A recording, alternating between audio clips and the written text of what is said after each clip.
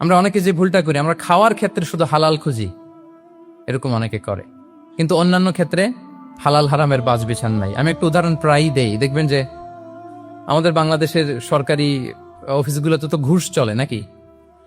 আল্লাহ ঘুষ থেকে এই জাতিকে তুমি হেফাজত করো।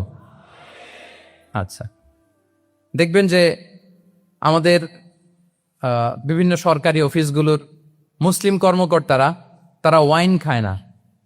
আমি দেখেছি থাইল্যান্ডে গিয়েছে, চায়না গিয়েছে অফিসের কাজে, ওখানে হালাল রেস্টুরেন্টগুলো খোঁজে, কারণ মুসলিম, তার হালাল খাইতে হবে। তো সে ওয়াইন খায় না, পর্ক খায় না, কারণ ইসলামে এটা হারাম।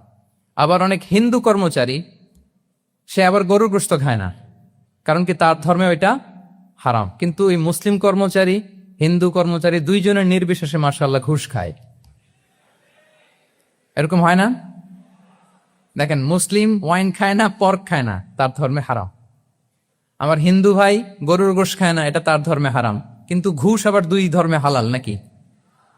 হ্যাঁ, হালাল। তার মানে ওই যে pick and choose, you got the point, right?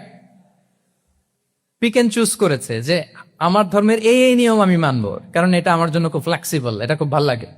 কিন্তু যেটা কঠিন হয়ে যাচ্ছে, যেটা তার বিরুদ্ধে দাঁড়াচ্ছে, ওইটা সে মানে না। তাহলে পিক এন্ড চুজ করার কোনো সুযোগ, আমরা আমাদের গোটা জীবনকে হালাল দিয়ে সাজাইতে হবে, তাহলে your lifestyle will be Islamic lifestyle.